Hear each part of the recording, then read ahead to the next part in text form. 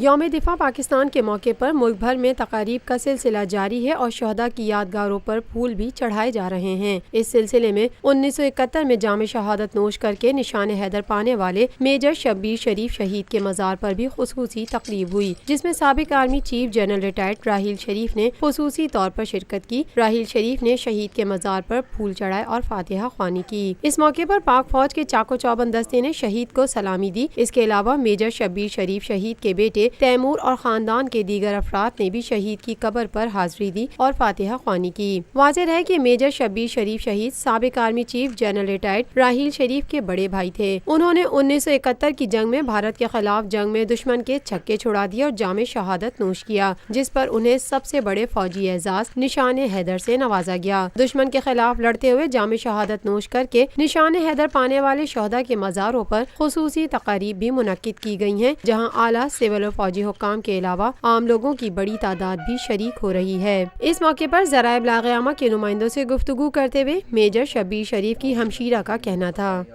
ان کی زندگی کا تجھے ہر پہلو ہمارے خاندان پہ اثر انداز ہے۔ ہم اپنی زندگی ان کی جس طرح انہوں نے اپنی زندگی گزاری، ایک کمٹمنٹ کے ساتھ، ایک بہادری کے ساتھ، ایک لگن کے ساتھ، اپنا جو ہے ہمت کے ساتھ کارنامے انجام دیا، فوج میں بھی اور عام زندگی میں بھی۔ ہم اس کو انہی چیزوں کو لے کے ہم آگے چلتے ہیں۔ اور والصلاة والسلام علی رسولہ الکریم۔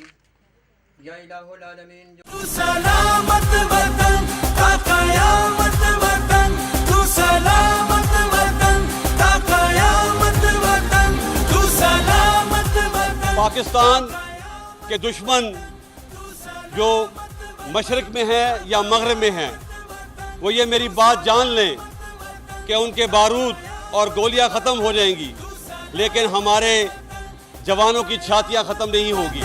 تو سلامت وطن تا قیامت وطن۔ Lotus Lake Towers, a groundbreaking endeavor by Lotus Properties.